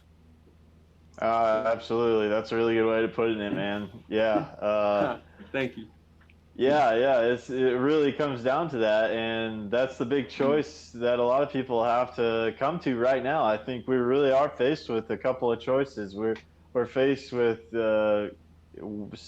embracing our humanity and staying human and being part of humanity, or going off in this dystopia twilight zone that I wish every day that, and I can't accept that we live in this world that we're living in right now, where it's the police state is in front of everyone's eyes, and it's just hard to get everybody to realize that we're walking into this totalitarian control system. It's playing out right in front of us, and we have the tools but it takes everyone having the awareness that the governments are not there to serve you, and you have all the power. You are a very powerful individual, and you have all the capability of ruling yourself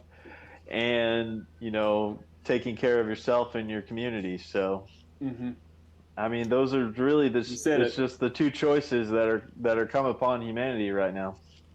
Yeah, I mean, it's just basically exactly right. They had their cards to their chest, and some of us could use our magical powers. Well, Google these days, right? We use Google to try and imagine what might be behind those cards. And I would suggest that probably most of your belief systems and views about government, now the government has put their cards on the table and showing us what they have planned for us and what they're offering.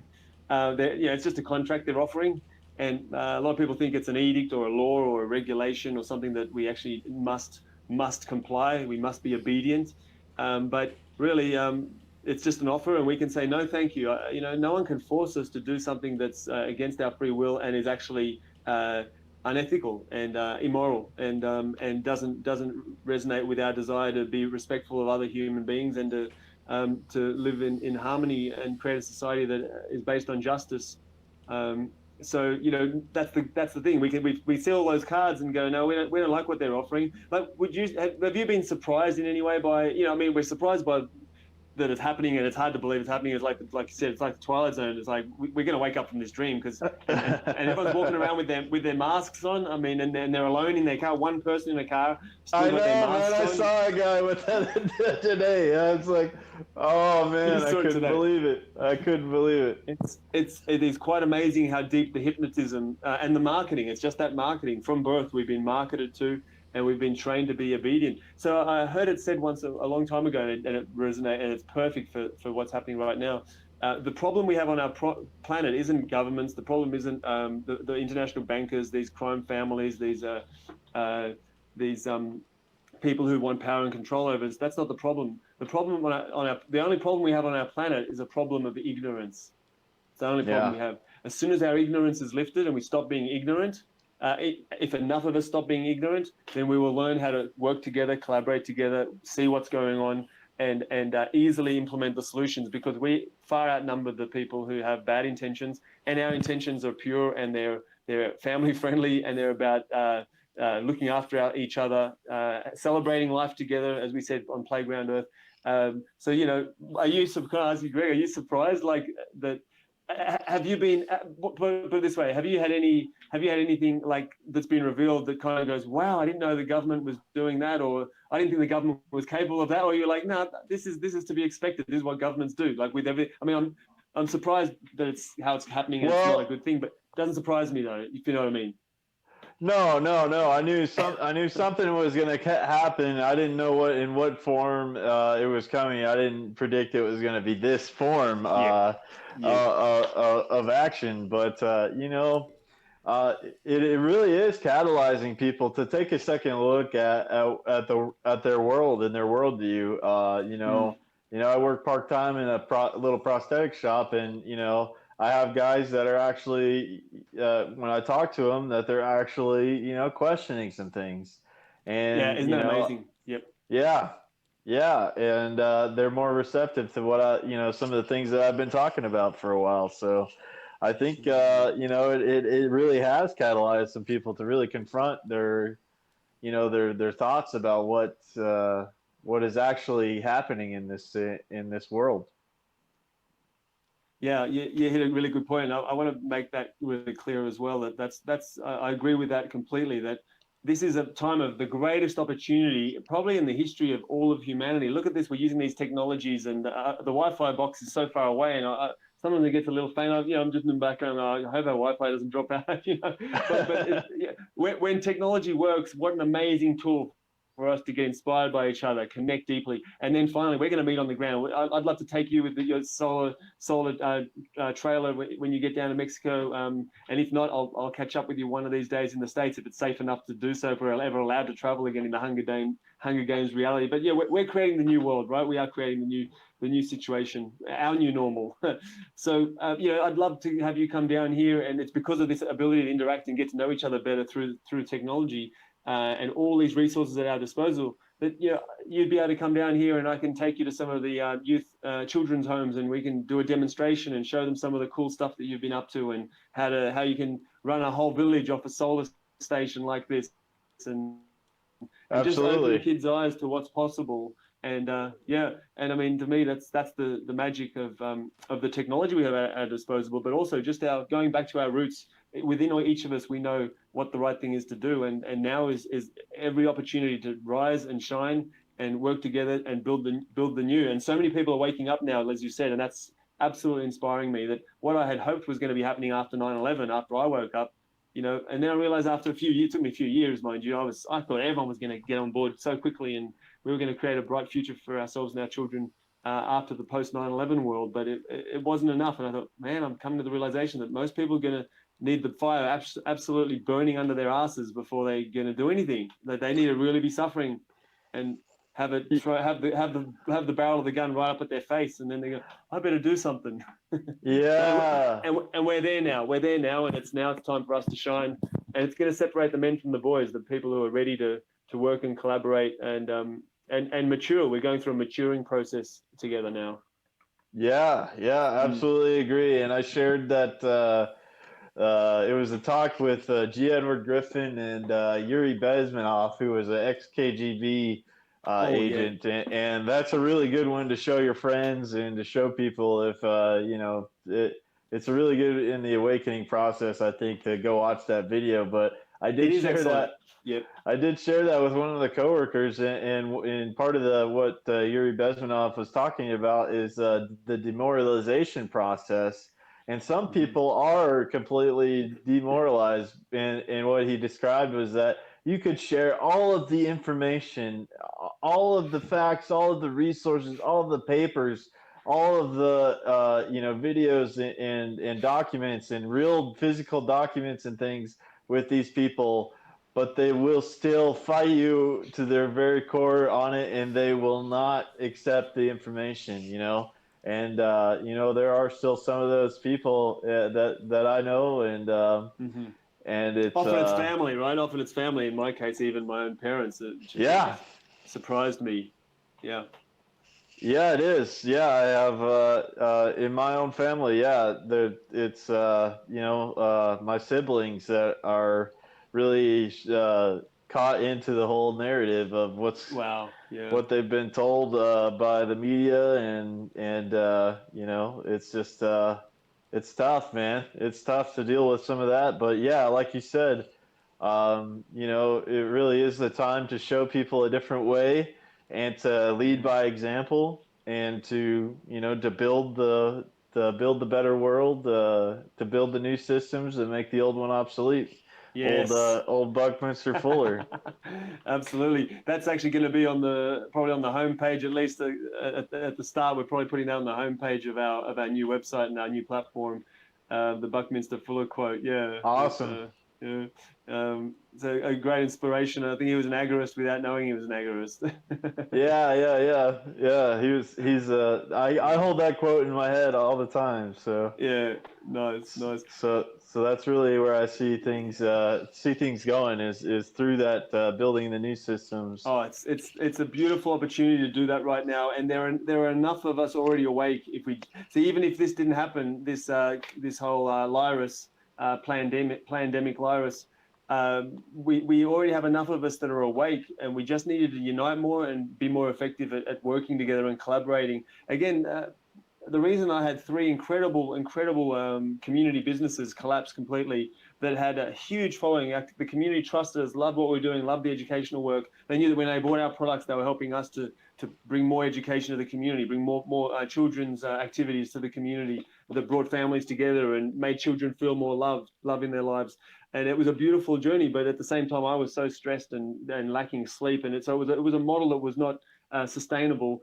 And therefore, we've created this platform because so many people are in that same position. I'm not the only one that's been through that. We're passionate. We want to get something done, but we just don't realize, again, the human dynamic, like the interview with Jared Griffin, as you mentioned. We had to learn a lot about social and psychological dynamics between individuals and between our entire childhoods in a state school. It's amazing how much it has affected some people. We might need to just love them and leave them, as it were, and just work with the ones who are awake and ready.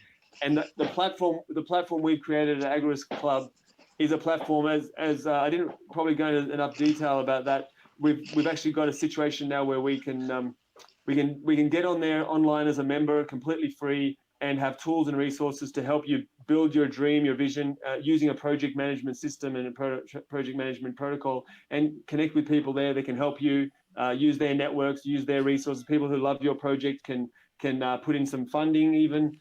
There's going to be options for all different aspects. We basically are trying to integrate everything that's necessary for a project that is necessary in the world right now to make the world a better place and give our children a bright future, and create safe sanctuaries where our children get to thrive. Little hubs, little cells, like Freedom Cells in Derek Brose's team's model. Little cells all around the world where we're doing this in our local communities, not just online, because online is not enough. Online's a great start, but then we need to move, and we will support people and mentor people through our platform to get the resources that they need and know that they're not alone trying to build their projects. And that's what we're all about. Awesome. Yeah, and so one of the things that you kind of in one of our talks you mentioned was there's a concept called octalogs. Could you maybe talk a little bit about that, and then I'd like to kind of get kind of get into a little bit more about all the things that people can do to get involved with AgoristClub.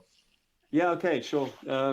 Well, To me, again, we do not want to be following the hierarchical structure. That can work if you've got a big army and lots of police and lots of secret service agents running around, making sure that there's a protective organization protecting the people at the top, which is exactly what we've got in the world today, right? They've got their bodyguards, they've got their secret safe houses, underground bunkers.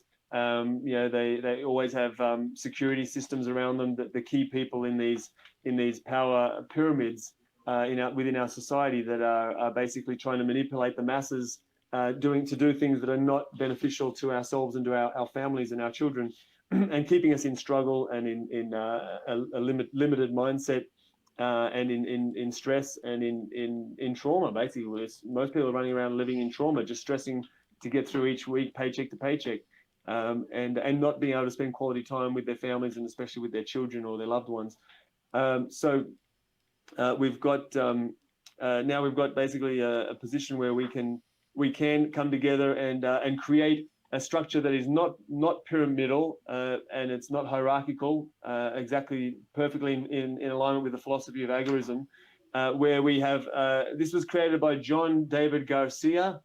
He has a book called I believe it's called Creative Transformation. I may be wrong on that, but Bob Podolsky has continued on that work since the passing of John David Garcia.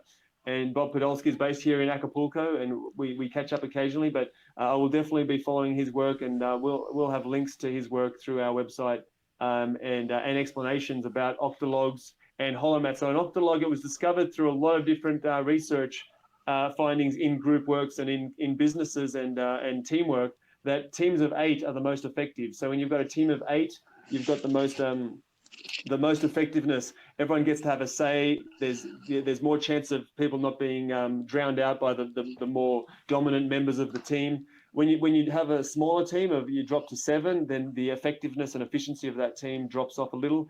You get to 6, it drops off a lot more. You get to 5 members on the team, and it's a big drop on the curve. And similarly, if you go up from 8, 9, not a big change, but not quite as effective. The sweet spot is 8 people on the team. And so all of your projects and all of your development of your activities and plans to create something in the world, to create a business or a community venture or a cooperative or whatever it may be, or an eco village, or a new travel agency with conscious travel, whatever it could be. You want to have a team of 8, maybe as the foundational team, and then as that organization grows and you might be hiring more people, then you would branch off more into the departments, But initially you just have 8. If you have less than 8, well, you just keep working towards the 8, and you might actually go to 12 or 13 until it's practical to divide it up, and then that 12 could become 2 teams of 6, and then they kind of have core focuses of operation, and then it gradually expands. So it's kind of like specialization, but also they interact with each other, obviously, because it's one organization. But then those groups of 8 interacting together, that becomes a holomat. And then that can be done where one community in one local area has a lot of octologs forming holomats, and then there are lots of little businesses operating in this way, non-hierarchical structures. And then they can collaborate with teams of octologs and holomats in other countries. But we kind of have a far more effective way to work together and collaborate, and you can share information, and there's no one leader, there's no one leadership team that can be taken down, or one leader that can be knocked out, and then that can collapse an entire organization, which happened to us in our organizations in Australia. And it's a very common problem in so many groups that do so much good work. When someone wants to get that out of the way, get rid of that organization, they're starting to create too much good in the world, and the powers that want to knock off that they'll bring you. They can infiltrate and take over, normally by somehow corrupting or blackmailing, or if necessary disappearing in some untoward way the leaders, the couple of leaders or one leader, and that's all that they need. So we want to have structures that are based on octologs and holomats that are far more difficult to and they're also holographic in nature. It's like a hologram. You tear it in half and you've got 2 of the same picture. Tear them in half, you've still got the same picture. So that's how we want to build these structures around the planet, to build a solid foundation, that is, all our effort doesn't go to waste, and then we have to start again. We have to start again. We can actually keep building from strength to strength. Yeah, and I wonder, I kind of wonder if this is really ancient information too, because it really does sound a lot like the kind of the way that tribes are set up and everything. So, Hey, hey, hello. Yeah. Nicte, you can say hello to my friends if you like. ¿Quieres decir hola? hi. Ahí está mi amigo en la cámara. ¿Vas a jugar con un juguete? Ok, hasta adiós. Nos vemos en un ratito. Ya casi terminé. Sorry about that. A little visitor. Oh, you're all right. Yeah. Sorry, Yeah, I lost my train of thought. Your yeah, point yeah. It was. kind of sounds like tribes, really. Mm-hmm. It's Yeah. kind of the idea of tribal living and all that, and yeah, it's yeah. So like all of your experiences and everything, why do you think that that group of eight in your own personal experiences? Yeah. Why is that an important thing? Well, I learned most of that since I arrived in Mexico. To be honest, I did buy one of Bob Podolsky's books. I can't recall the name of. It's called uh, uh, I'm reading one. It's called Soul Bonding. I'm oh yeah, reading that's his brilliant book too. Soul I've read Bonding that. right Yep, now. soul bonding, and the other one is it's not thrive. It's a similar word to thrive because he wanted to call it thrive, but that was taken by the movie documentary Thrive. So he ended Oh, up choosing another synonym with thrive, but it's not coming to me right now. But like prosper or something. Anyway, that's okay. We can provide those resources to people, and they will be on our website as well. But so I only learned about octologs more recently in this journey of getting to know the community here in Mexico because Bob Podolsky does live in Acapulco. He's 81, I believe he's 81 years old, and he's still passionate to get this word out. People haven't been listening for a long time, but now people are more interested in not being dictators in their businesses, but creating more of a matrix of organization, organizational matrix ah, that's stronger through linking together these cells or octologs, and it just totally resonates with me that is the way to build. We want to have a structure that we can interact with on that level. Oh, no sé dónde está. Perdóname. Voy a llegar en un ratito. Sorry, guys. Yeah, oh, you're good. en un ratito. No voy a tardar. And we're at a point now where we really need to try different systems to work as communities because obviously, as I said, our marketing hasn't been that good because we've got the right product. Our product is freedom. Our product is truth. Our product is happy families, happy children, rather than trauma. And people are repeating these trauma cycles in our society. So we need to look at alternatives, and the research is there. Soul bonding is another excellent example of dealing with the inner work. Again, Bob said that people couldn't even focus on being successful in these octologs if they don't first work on their own inner work. So I would suggest we can do both at the same time, and we will have a lot of that built into AgoristClub as well, helping us to do our own inner work and working on our own personal goal setting rather than just thinking, what can I do to save the world? How am I going to look after me? Is a core part of our project management and funding platform. So yeah, it's it's agoristclub.com for anyone who's interested. This is actually the first video. This is like our debut. This is our premiere podcast of getting the word out. No one else has heard about this yet, so you're the first one to know. You and your listeners. Oh, yeah, yeah, and I'm very honored, and I really appreciate you doing that and coming on and sharing that with me and my audience. And this is right along the lines of what everything that I've been talking about in on the podcast and everybody that I brought on the show. Everybody's working on these things. And there's so many people that realize, how messed up things are in the world, and people are moving. From all the people I've interviewed, there are a lot of people moving in that direction. They're moving into becoming, more self-sufficient, more self-reliant in their lives. Starting a homestead, Yeah. and already living on homesteads or their own little homestead. And so, if there's a way to like really amplify these people and help them build even stronger communities around them, then it's just that's just what I'm all about, and it's Yeah, something nice one. it's something I really need too, because this is the vision that I've had in my head is after we had the financial collapse in 2009 and everything like that, I really created a vision on, well, if you can create all the systems that you need to keep yourself self-reliant, then why even need the external system? And I think it's going to be very important to stand on your own 2 feet and be self-reliant moving into the future here, especially for people like us that are trying to get the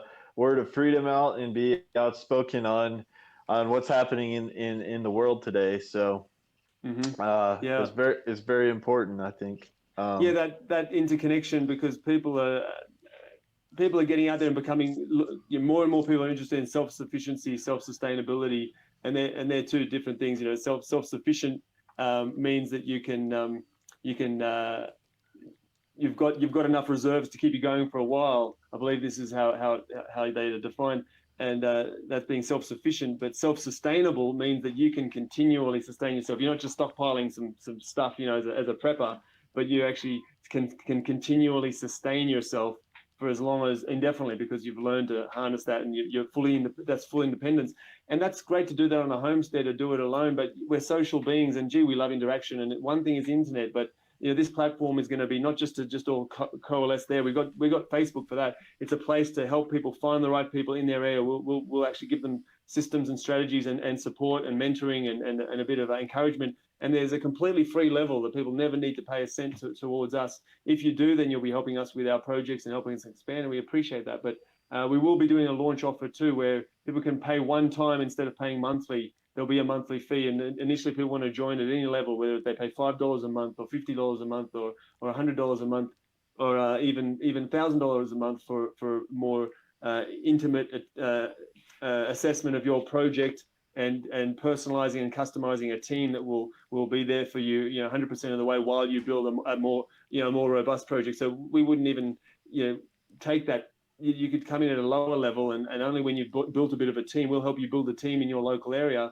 Because some projects you don't want to go it alone. I've done that too often, and I'm sure you felt like sometimes, gee, I wish I was here with a few more people to help me out with this. I'm sure you've been there. Humans, we love interaction with like minds, and this platform is designed to help us find each other and learn to effectively connect. And that's why Bob Podolsky's work is so sacred as well, to do it efficiently and effectively and make it a really enjoyable journey rather than feel like pulling teeth. The wrong people working together is a nightmare. You're better off working on your own, right? than the wrong people collaborating.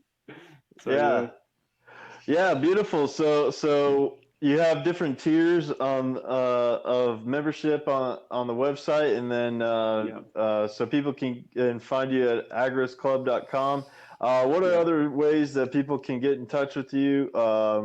AgoristClub on Facebook. It's all new, but this is just a brand new platform that's about to go live. So that's why we have this offer that's going to be just a limited time offer, right? But basically, we're still in the pilot phase of piloting the program, and anyone who joins now will only pay one time, and then they will have a membership for life. Where everyone else who joins after this period, it may be 1 month, it may be 2 months. We don't want to say exactly how long, but at a certain point, we'll cut it off, and we'll feel like the platform's ready, and the people in the pilot program are going to get the most attention, because we really want to help you to have a great success story and make sure that that you end up being the success stories that we can use as an inspiration for others to get involved and to create a better future for themselves in their local community. And then their success story again feeds more people to get enthusiastic to get involved, and that way we can amplify this across the planet. And we have contacts and networks. Like our team right now, it's a very small team. I want to shout and say thank you to everyone who's helped us launch this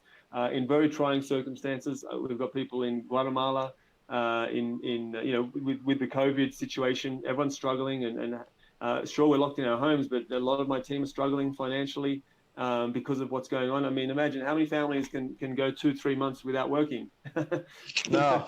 I mean, this is an unprecedented situation. So I take my hat off to everyone who's helped to launch this. from very little finances, and it's from the passion and the vision of seeing a world that works harmoniously and where we actually are collaborating effectively together, building the beautiful future, the new normal that we want to live in. I even don't, sorry to even use that term. I know you have a problem with the new normal. Oh, no. Sorry, Rob. But, we want to build our version of reality and our version of a future that we think we are all deserving of, and that gives us dignity and a good quality of life. So, our team is in Canada, USA, Australia, Guatemala. I'm talking with people right now in India and in Africa, in Kenya, in South Africa, and in Zimbabwe. And we really want to launch these pods, and we want to do it in alignment with Freedom Cells, with Derek Rose and his teams. And their Freedom Cell network, because it's really aligned. It's not about like it's us and them, and no, all of us, and yourself as well, and your amazing work. We link it all together, and that's part of that holomat and part of that octalog structure that we talked about earlier. That's not hierarchical, not pyramid, and that way we have the best opportunity to thrive. And even if we weren't going to be successful in what we want to achieve, anyone who I think is thinking clearly will still give it your best. We're not just going to give up on our children or give up on ourselves for that matter, but who's going to give up on the next generation having a beautiful future in freedom and prosperity and living in harmony with nature, and not being in fear of the government or in fear of the next pandemic virus, or what next. We want to live in a very different way to what we're seeing unfolding now, and this is our opportunity to unite and connect and join forces between all of our networks, and that's why I'm so grateful for you for making this podcast and giving us this opportunity to debut our platform on your podcast and with your audience, man. Thank you. Absolutely, Greg. Paul. Yeah, thank you for being here, and thank you for giving your time to come and tell everybody about your project and what you have going on. Absolutely a pleasure, man. And if there's any other places that people can find you, I know you said that you're getting some media out there. You're going to try to get some. Okay. You guys are working on media for the Hive. That'll be something that's very cool for my audience. Library LRBY, is it? Library LRBY. We're just getting it all set up now, all the platform. I mean, we'll be on the normal. We're probably going to even go on Instagram, just because I'm a marketer and we're coming from a marketing angle. I mean, I've been off Instagram for a long time, but I know it's valuable for marketing. So we're going to jump in there, and if we can plant some seeds in there and find some networks that want to connect in with us, so be it. But yeah, we'll be on Instagram, Facebook, Twitter, Hive, Library, Minds. We're going to be all the major platforms. Float, that's going to be one of my favorites, up and coming applications. flote.app, float.app. Okay. Yeah, we'll be on there as well. And it'll just be under AgoristClub? AgoristClub, just simply AgoristClub. We'll just have AgoristClub on there. You can also reach me personally if you like at Paul Agorist, Paul, Agorist at protonmail.com. You're welcome to just drop me a line if anyone wants to contact me directly. Paul Agorist at protonmail.com. Awesome. So I'll have all those links in the podcast description, and I'll probably be writing a blog about this whole thing too, and so we'll be getting that out on my blog and everything. So yeah, once again, Paul, thank you so much for taking your time out and coming up on the end of the show here. Are there any last words that you'd like to leave with the audience today before we part? You got the floor. First of all, thanks, Craig. It's been a real pleasure to be here, having this chat with you. I look forward to talking again sometime, and it's just great getting closer and getting to know what you're all about. I look forward to us actually working on some projects with children too, doing some of the stuff we talked about earlier, and absolutely, actually, getting kids to learn about these sustainability concepts. It's going to be a beautiful thing to bring that to kids here in Mexico, and if I can get up there to the States, I'd love to be involved too. And for your audience, please just keep connecting with each other. Just keep the connections growing, and unite. And look at the solutions. The solutions are all in front of us, like on a silver platter. Really, we just need to choose what we have the most passion for, and run forward with that. And if you need a bit of guidance or a bit of support or help, reach out to others who are doing it already. Reach out to Greg, reach out to Freedom Cells and Derek Bros and the team there, or reach out to us here at AgoristClub if you'd like to really launch a project or improve something in your own personal life, and you think that that's going to benefit others. If you've got something that you're absolutely passionate about, and maybe even starting a local choir or a music class or a drumming circle, whatever it may be, or a new alternative school for children, whatever it may be that's your personal passion, come to AgoristClub and talk to us. Get in touch. Drop us an email through the website, or just sign up. It's completely free. Sign up and get started and learn all about it. And then we'd love to help you to see your dreams and your projects and your vision for a better world materialize into reality, because that's what this is all really about. So that's about it.